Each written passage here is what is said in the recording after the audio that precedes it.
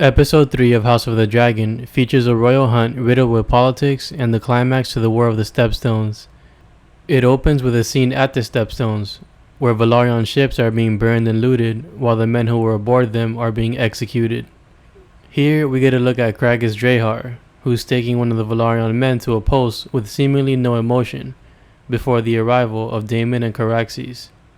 Daemon accidentally kills one of the Velaryon men when landing Caraxes, reminding us that he isn't a hero, and he's not here to save anyone.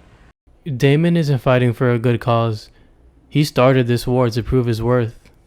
Daemon and Caraxes are able to burn some of their enemies, but it seems like most of them were able to hide safely within the caves and successfully lure them into a trap of raining arrows. This forces Daemon to retreat, and it proves that while having dragons can be a major advantage in war, there are ways to combat them, and the Crab Feeder is utilizing a favorable strategy. They were able to burn and loot quite a few Velaryon ships while simultaneously minimizing their casualties and sending Daemon away. Back in King's Landing, there's a celebration for Prince Aegon's second name day, and as expected, there's already a party conspiring to put him on the throne.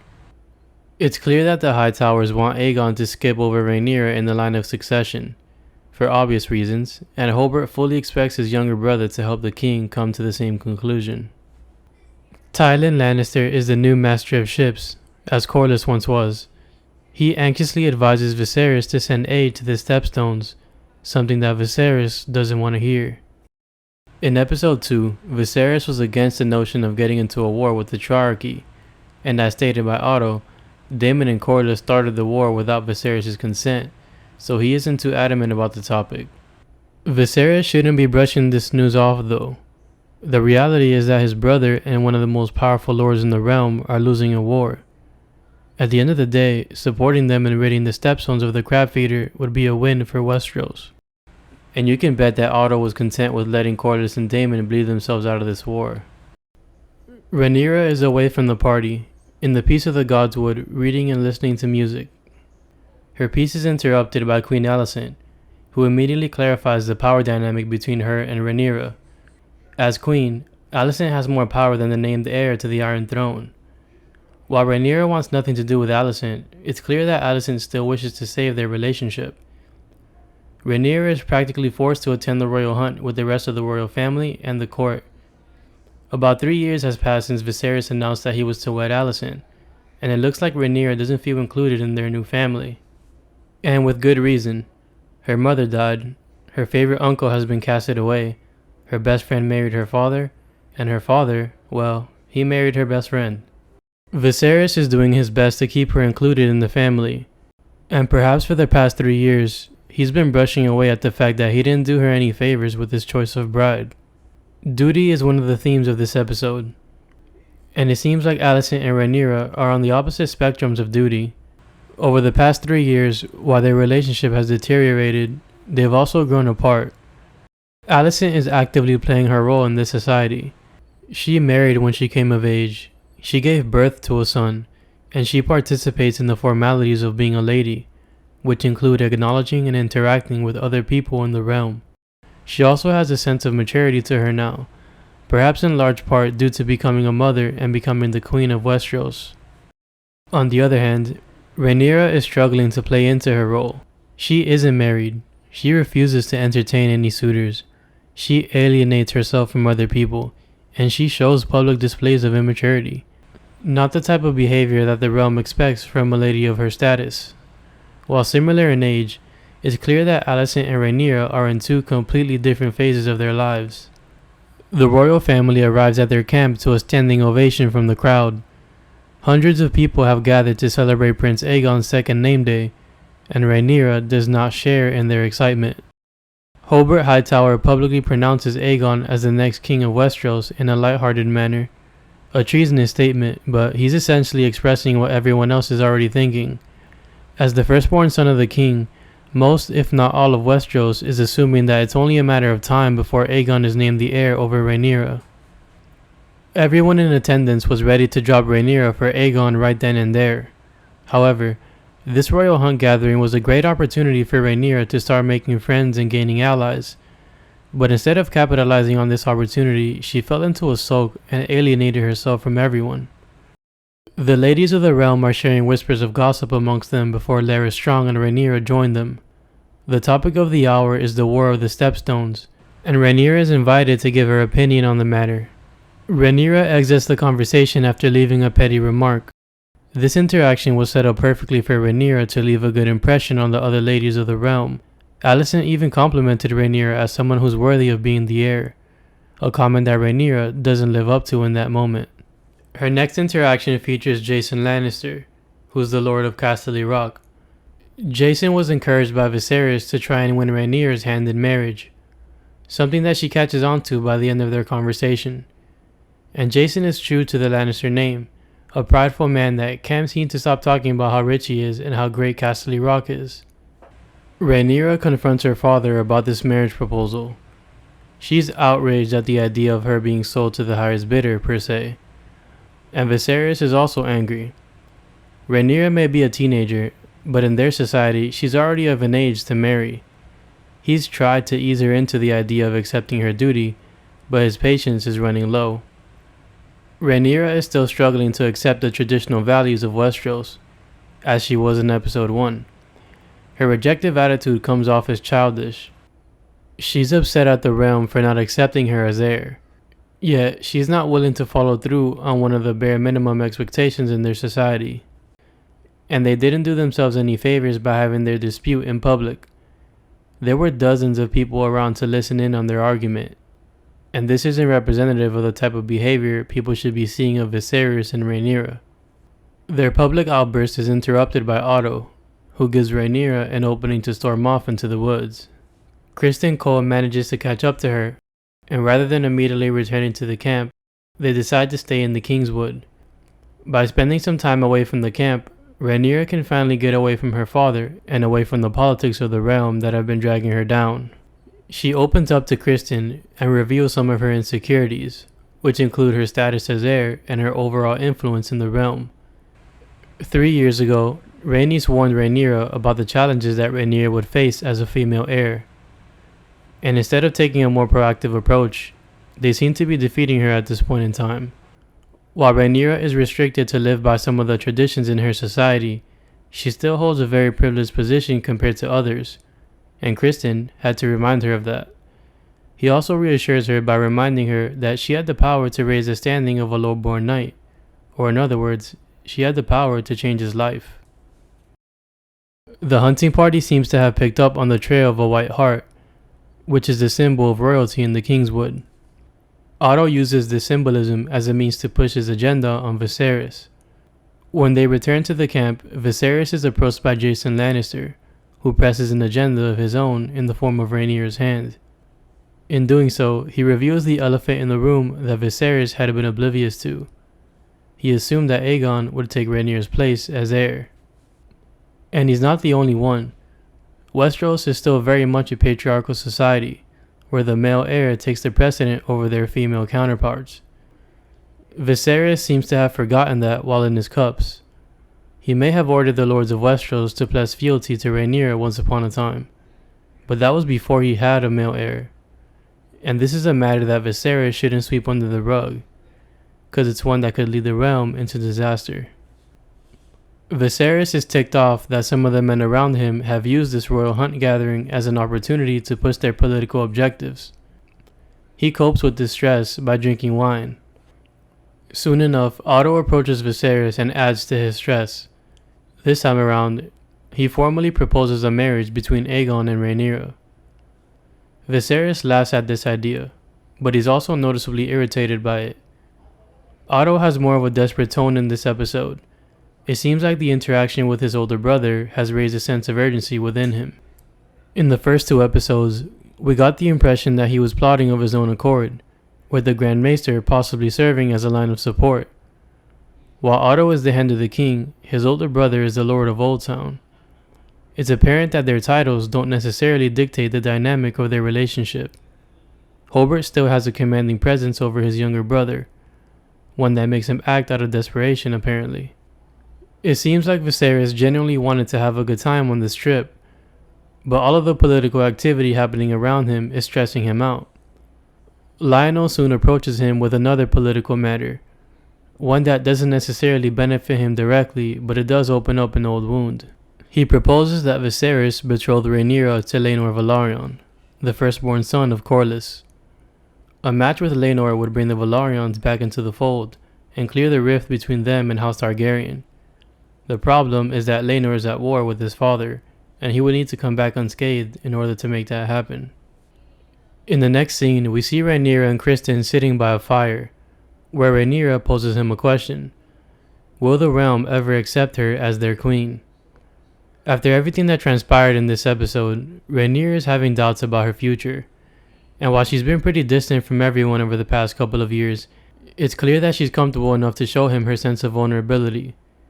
Criston's answer is that the realm will have no choice, which, in any case, wouldn't be a genuine case of acceptance, but rather an obligation. I don't think Criston had the heart to tell her how he really felt about this situation, and this is supported by the fact that he couldn't look her in the eye when he gave his answer. Their conversation is cut short by a wild boar, who manages to get past Criston and charge straight for Rhaenyra. Criston eventually stabs the boar, but Rhaenyra is forced to finish it off, and while doing so, she releases all the anger that's been building up inside of her. Viserys is drunk and gazing into the flames, thinking about Rhaenyra, his dreams, and the line of succession. For the longest time, he believed that he would have a son that would inherit the Iron Throne, because of a dream he had long ago. And this obsession to make his dream come true led to the death of Queen Aemma. By naming Rhaenyra to be his heir, he conceded this dream, and went in a completely different direction. Doing so would help save the realm from Daemon, and it would also honor his late wife. But by remarrying and having a son, Viserys is no longer certain of his decision. Now that he has a son, he's starting to question whether his dream was destined to be true after all. And it's hard to blame him for believing so. Rhaenyra is having a hard time settling into her role as the heir to the Iron Throne. She's grown distant, she's showing signs of immaturity, and she's making things difficult for him politically. Alicent might use what she learned in this scene against Rhaenyra one day, as reassurance that her son is the rightful heir to the Iron Throne. The hunting party is finally able to catch the stag they've been looking for, but it's not the white stag of legend that everyone's been talking about, to the relief of Viserys, who can officially put away these signs of superstition supporting Aegon. The stag is tied down and cornered by Viserys' men, and everyone is waiting on Viserys to make the final blow. This is by all means a staged hunt for Viserys, in what is perhaps a representation of his reign. Viserys didn't put any work in to hunt this stag. His men tracked it for him, Jason carried the weapon, and he was even given directions on where to deal the final blow. Viserys doesn't even want to kill the deer in the first place, and in the end he struggles to kill it cleanly, needing a second blow to finish it off. And in spite of the fact that he was spoon-fed throughout the entire process, everyone claps for their king. Meanwhile, Rhaenyra encountered a stag of her own, the white stag of legend. The hunting party trying to find the white stag in the name of Prince Aegon failed. In the end, the white stag found its way to Rhaenyra, symbolizing that Viserys may be overcomplicating things, and that he may have made the right choice after all. Unlike her encounter with the boar, which ended in violence, her encounter with the stag is peaceful and accepting. After her encounter with the stag, she rides back into the camp with a new sense of conviction, covered in the blood of her own kill, drawing mixed reactions from the crowd. Back at the Red Keep, Otto checks in with Alicent and makes it known that Aegon is the rightful heir to the Iron Throne. Their dynamic has changed over the past few years. Otto may still see Alicent as his political pawn, but she's no longer the anxious young woman who would bend to his every need. Otto is supporting his agenda behind the traditional values of Westeros, which have always placed the son before the daughter in the matters of inheritance and succession. But Alicent hesitates to buy into what her father is saying. She's finding every reason to continue believing in Rhaenyra. She did so with Viserys, and she's doing the same with her father. Alicent still has love for Rhaenyra. They were close friends at one point in time, and she still believes they can reconcile one day. Going into her conversation with Viserys, Alicent was probably planning on discussing the matter of succession like her father wanted her to do. However, this conversation steered in a different direction when Viserys brings up Rhaenyra himself. Alicent advises Viserys to give Rhaenyra the freedom to choose marriage on her own time. Alicent didn't have the opportunity to choose her own match. She was forced onto Viserys by her father. And while she's accepted and grown into her marriage, it's possible that she once wanted the freedom to find a match of her own choosing. Perhaps she's fighting to give Rhaenyra the opportunity she never had by convincing Viserys to give her this liberty. Viserys receives a message from Vaemon Velaryon, who's pleading for support in the war for the Stepstones. Viserys is comfortable with Daemon and Corlys losing a war on his watch. His pride is preventing him from seeing the bigger picture, and he's also caught up on this idea that he has to please everyone. And this is the type of mentality that prevents him from being a good king. Westeros is on the precipice of allowing the Triarchy to control all the shipping lanes in the Narrow Sea, and Viserys is unwilling to do anything about it because of other people's feelings. Alicent almost had to spell it out for him in order to remind Viserys that he should do what's best for the realm. Viserys and Rhaenyra revisit the topics of marriage and succession. Rhaenyra is convinced that she will be replaced by Aegon, but Viserys reassures her that he has no plans to change her status. Viserys' heart is in the right place when giving Rhaenyra reassurance, but her feelings aren't the only issue here. The root of the problem is the rest of society, and reminding all of the other lords in the realm about the successor would relieve some of the pressure off of Rhaenyra. Viserys also counsels the benefits of a political marriage, but this is something that he failed to follow, and Rhaenyra calls him out for that. Viserys married Alicent out of the comfort and relief that she brought him after Aemma's death. Knowing this, he gives Rhaenyra the same privilege and encourages her to find a match of her own choosing. At the Stepstones, the Westerosi Alliance is assessing the reality of their situation. They're on the brink of losing this war. The episode opened with a display of the strategy that the Craft Eater has been using against them and their dragons. Their method of using the caves to their advantage to hide from the dragons has been very effective thus far, which is why Laenor Velaryon insists that continuing to send them is pointless. Instead, he suggests that they lure their enemies into a trap by using Daemon. However, Vaemon Velaryon is fed up with Daemon. According to him, Daemon is the reason why they're losing this war. His negative opinion is enough to spark feelings of mutiny throughout the rest of their army, but before he can elaborate further, Corlys prevents him from doing so. The Velaryons have a lot at stake here. They wagered this war without support from Viserys. It's likely that most of the resources being used for this war is coming out of their own pocket. Losing the war in the end because of a last-minute mutiny would be catastrophic for their house. Daemon makes a return to the camp, drawing eyes from the rest of the crowd. Things aren't going the way Daemon wanted. He agreed to fight in this war for the opportunity to prove his worth to Viserys in the form of glory. Yet here he stands a few years later on the brink of defeat, frustrated. To add insult to injury, he soon receives a message from Viserys, who's already sent reinforcements in order to aid in their war effort. This is precisely the last thing Daemon wanted to hear. He would rather die than accept help from his brother. And that's exactly what he planned on doing. Before the reinforcements could arrive, Daemon embarked on a suicidal mission to lure their enemies away from their caves, in a last-ditch effort to catch them in a trap. He walks into their territory, waving the white flag and admitting defeat. But before they could disarm him, he goes on a rampage and begins to murder everyone in his path. Eventually, he gets hit by a few of the arrows that were raining down on him. But by then, Corlys had arrived with his army, and Laenor was able to burn quite a few of their enemies with his dragon sea smoke. In the midst of their battle, Daemon seeks out the Craft Eater and defeats him in single combat, walking out of the cave victorious. His gamble had paid off, and more importantly, he tasted victory without his brother's assistance. Was Daemon delusional in believing he was destined for greatness? Was everyone right about him being nothing but a nuisance? These questions remain unanswered, but no one can deny Daemon's victory here. He walks away from this episode with a newfound sense of strength. His war effort not only proved his worth to Viserys, but it also proved his worth to himself.